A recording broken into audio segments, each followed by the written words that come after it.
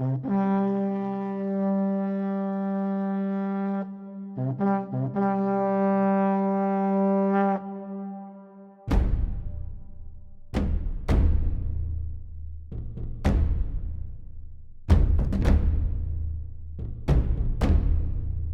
everyone, this is Serious Trivia. Welcome back to our subscriber game tournament as we continue with round 2 with match 6 against SovietBear. So looking at the army setup, SovietBear brought Diaochan, rank 3, Wutugu, rank 3, and Xu Huang, rank 3, to face off against the Hulao Gate siege. There is a siege weapon, there is a single trebuchet under Diaochan, as well as one range unit, a heavy repeating crossbowman.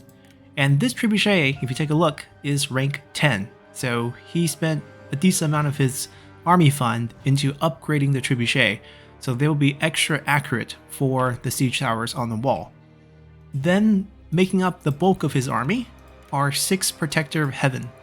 So this is a quality attempt. They're trying to match our quality of infantry. Since I only have 4, bringing 6 would be an advantage, plus the extra generals. And I think the key strategy here that I didn't realize at the time of the match was that Diaochan was going to be a problem. So aside from being the fictional lover of Lu Bu, she has a very similar ability that's called Heavenly Grace. It's one use only, and in my mind, because they were kind of a pair, I thought her ability was very similar to Dragon's Gaze, where we immobilize nearby enemies and we reduce their evasion and attack rate, in this case for Lu Bu. And I thought her ability was immobilize, reduce melee evasion armor by 100%, and it's only one use for 15 seconds. But I didn't remember a key difference. So Diaochan's ability works in a range, and not only that, it can be used to target generals, and she does not need to be in combat to activate her ability.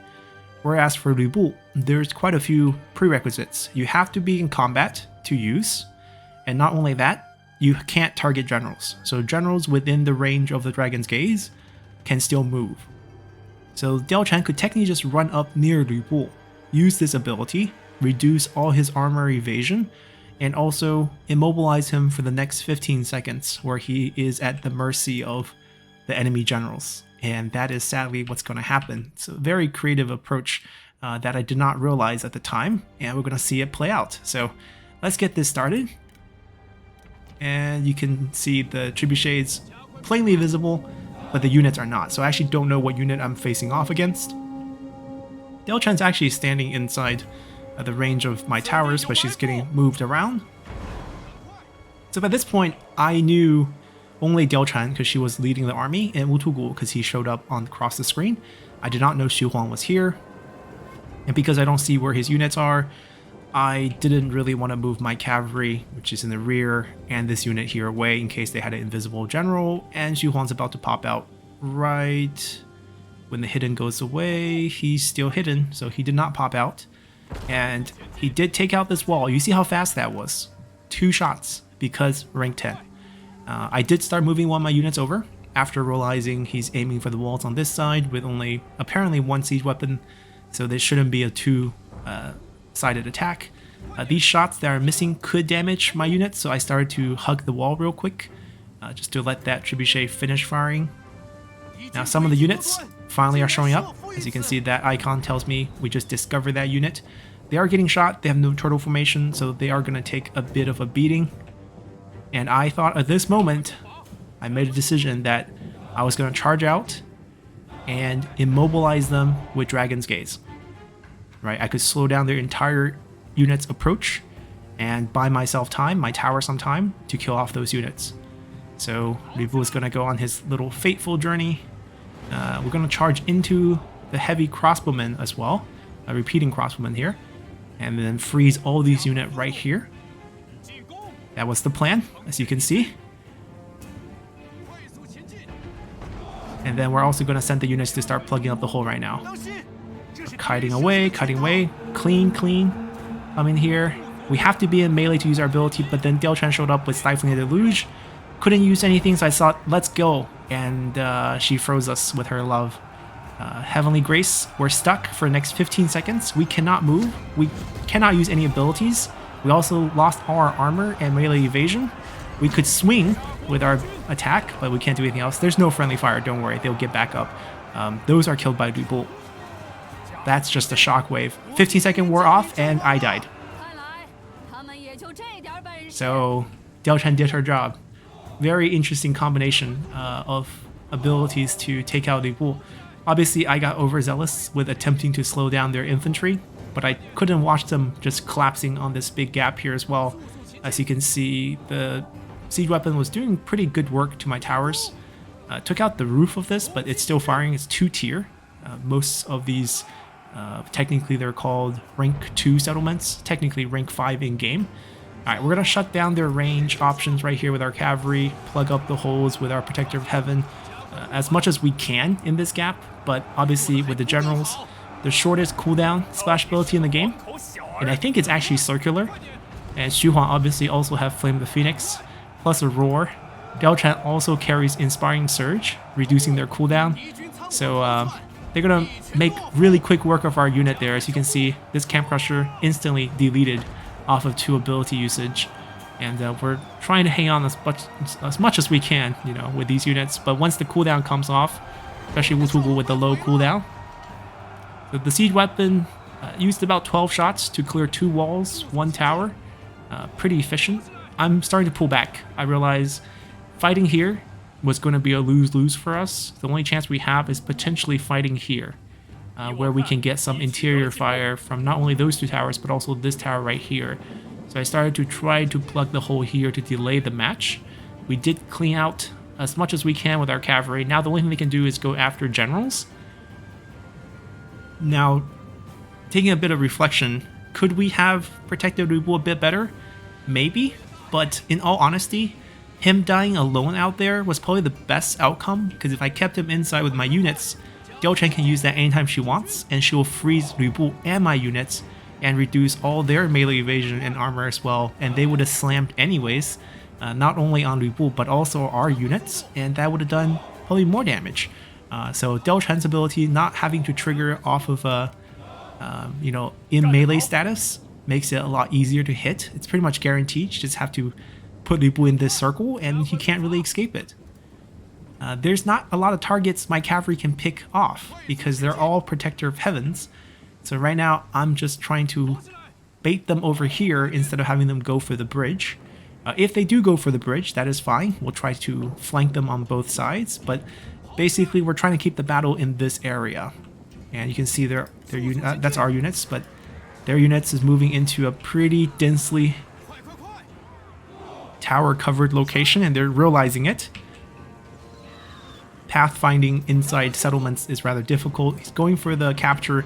Even if he's going for the capture, it's 150 seconds afterward. I'm going to allow that. Xu Huang did get dismounted, thankfully.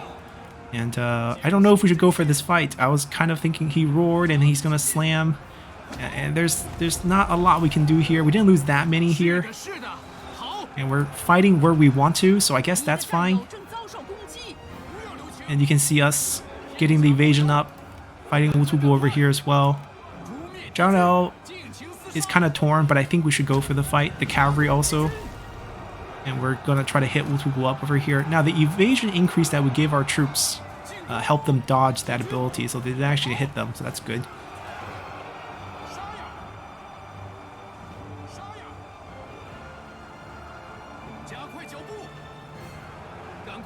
But right now it's just stalling. He's not going for the point, so the ability usage here wiped out our unit very quickly, just with the generals.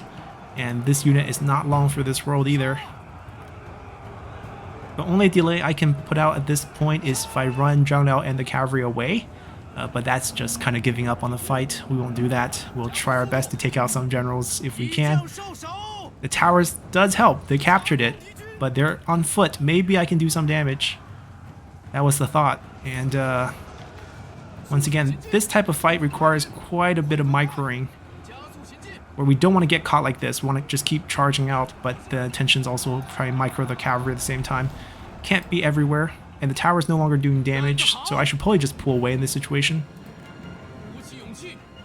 I dismounted as well, trying to do more damage. I have very high attack rate. It's now 100 with the boost to Righteous, Resolve Righteous, so we're gonna be hitting very often. It's just his weapon is not that good, being a gold sword. The Morale Roar did us in, to be honest. We could have fought here a little bit longer. Oh, it wore off, and we got whacked. And there it goes. And their generals are kind of vulnerable. We got our cavalry back around, trying to charge their generals a little bit.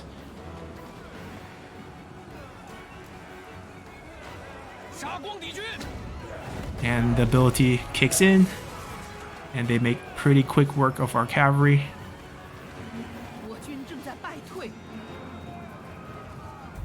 And that's it.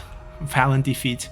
I think the key was obviously Diao in this battle. She has a very interesting combination of abilities. Stifling the Deluge is on her, so we can't use our ability around her, but she also has a sort of unmissable Immobilize, and you need to coordinate with your units at the same time to wipe out the general, but once she's on top of you like that, you're kind of done. And even though we got our mobility back at the end of the 15, we couldn't really drive him out of the enemy Protector of Heavens, which was kind of body blocking him from running away, and they got killed. Being a bit greedy, trying to stall them, but like I said, even if I kept him back, that ability was never going to miss. So it would have just been all our troops here receiving the debuff, because it's only one use only rather than just Liu Bu. And Liu Bu still had maybe a shot of running away. It was possible, but not likely. And if we were able to pull off the Dragon's Gaze, it would have been perhaps a bit better. Perhaps not charging at the repeating crossbowmen, because I wanted a safe charge so I don't get dismounted. If I perhaps put it right in front of a unit, let them engage me so I get the in melee status, then use the ability, because going that deep made Diao come up and use her Stifling Deluge, so I actually wasn't able to pull it off.